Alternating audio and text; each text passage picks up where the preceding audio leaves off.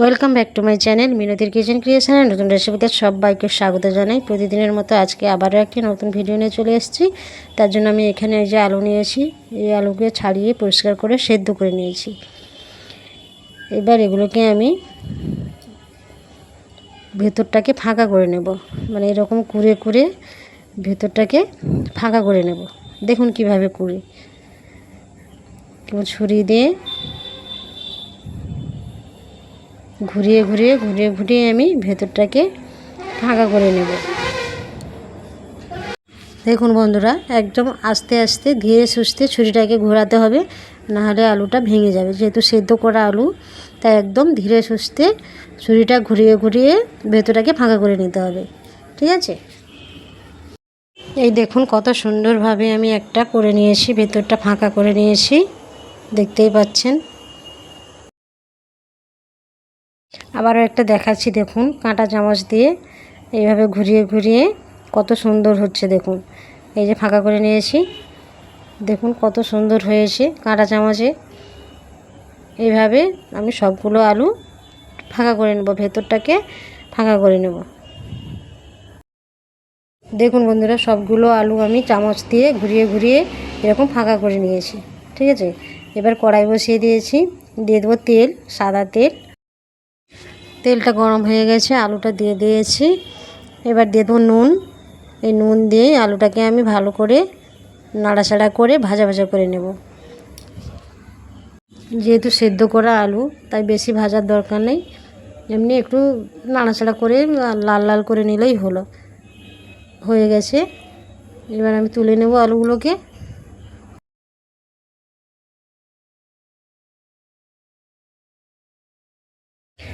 আলুগুলো তুলে নিয়েছি, সেই তেলে দিয়ে দেবো জিরে ফোড়ন, আর দিয়ে দেবো পেঁয়াজ, টমেটো কুচি।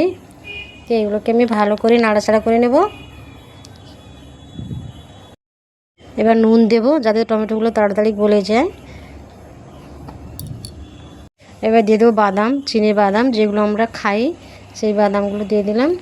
এবার দিয়ে দেবো সেই যে কুড়িয়ে রাখা সেদ্ধ আলু, সেই আলুটাই দিয়ে দেবো, দিয়ে ভালো করে নাড়াচাড়া করে নেব। যেহেতু সেদ্ধ আলু, তাই অত জল টল দেওয়ার দরকার নেই, এই তেলেই নাড়ানাড়ি করে নামিয়ে নেব। এবার একটু হলুদ দিয়ে দেব, আর দিয়ে দেবো একটু লঙ্কা বাটা, দিয়ে ভালো করে নাড়াচাড়া করে সব উপকরণগুলোকে মিশিয়ে নেব। এই পুরটা হয়ে গেছে, এটা আবার নামিয়ে নেব।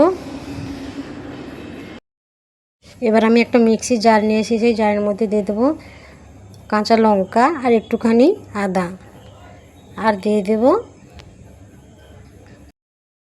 কাজু বাদাম, আর দিয়ে দেব চিনে বাদাম, আর দিয়ে দেবো অল্প একটু টক দই, আর দিয়ে দেবো 1 টেবিল চামচ চিনি।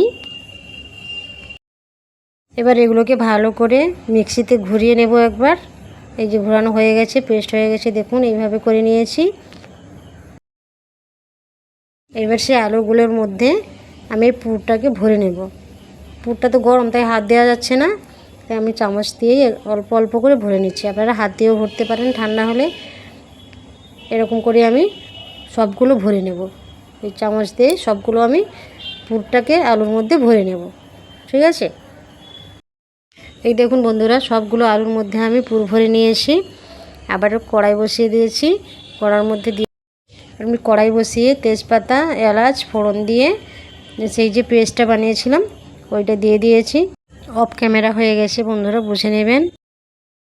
সেই মশলাটাকে আমি ভালো করে কষিয়ে নিয়েছি। দেখুন চারধার তেল ছেড়ে গেছে, তার মানে এটা হয়ে গেছে। আবারও আমি একটু মিক্সির জারটা ধুয়ে জল দিয়ে দিলাম, এটাও একটু কষিয়ে নেব, হালকা কষিয়ে নেব। অল্প একটু নুন দেব। দেখুন এটাও আমার ভালো করে কষানো হয়ে গেছে।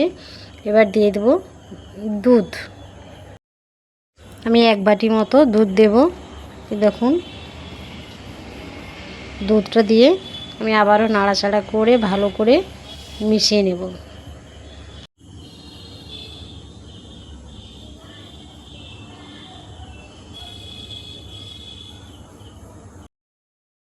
দেখুন বন্ধুরা, গ্রেভিটা ফুটে গেছে।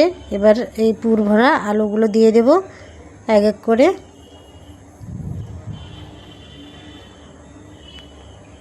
দিয়ে হালকা নাড়াচাড়া করে নেব।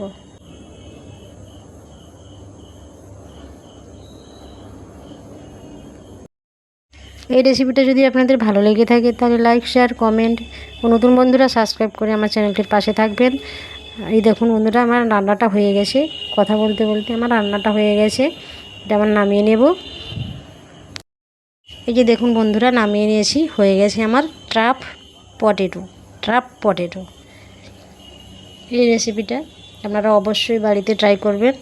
এটা খেতে খুব ভালো লাগে, অসাধারণ লাগে খেতে। আর এই যে দুধ দিয়ে করা, আরও টেস্টি, খুব টেস্টি হয় খেতে। আর আমার চ্যানেলের সঙ্গে থাকবেন। ভালো থাকবেন, সুস্থ থাকবেন। দেখা হবে, কথা হবে অন্য কোনো ভিডিওতে।